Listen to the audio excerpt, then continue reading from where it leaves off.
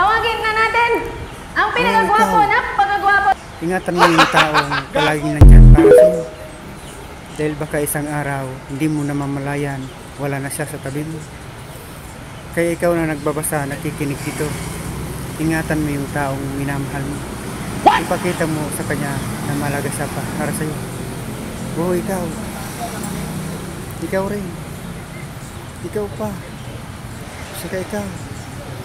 Gunggong! Ikaw. Parinig kita sa mukha eh! Dahil mahirap makaharap ng taong tatanggapin ka.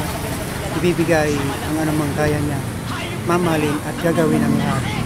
Mapasaya ko tulad ito.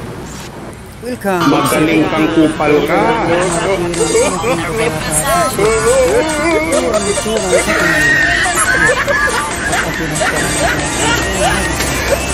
Mga anak palit mo.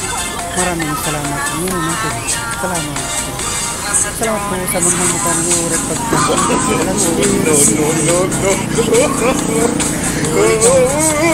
May mga tao talaga hindi nakita ang tunay na naging.